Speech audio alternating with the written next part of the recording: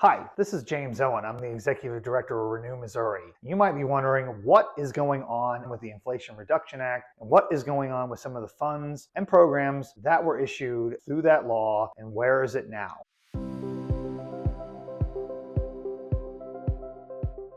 Because as you probably have read, President Donald Trump has issued a number of executive orders that has frozen a number of programs that were allocating money, and those are still in limbo in some cases. While there have been judges who have made orders to say that there is no constitutional authority for the executive branch, which is to say there's no authority for President Donald Trump to freeze up money that was already allocated by Congress, it still isn't exactly flowing into people's hands that need it the most. Most particularly is when you look at the Department of Energy's Loan Programs Office, or the LPO, where you've had 53 loans issued and you have conditional loans of about $107 billion, which means they were still being negotiated, they're still being worked on.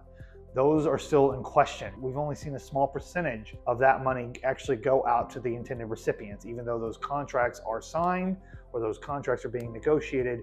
All of that has stopped. Then there's also the question of any program or any loan that requires there to be community benefits plan, which is that the intended recipient is supposed to talk about how this is going to benefit the overall community. And right now that language is being taken out of all contracts, and that's not going to be considered. So that's changing a lot. The fact that the money is not being allocated, that's changing a lot, which is really amazing because all of these things were authorized by Congress. But the reality is a majority of Congress voted for this. It was signed into law by President Joe Biden back in 2022. And it was put in place. And that's exactly how the Constitution is supposed to work. Congress issues money, the executive branch acts upon those authorizations by Congress, and they're supposed to follow that. I hear a lot of people talking about how if the Trump administration doesn't follow these judicial orders, there's already some sort of constitutional crisis.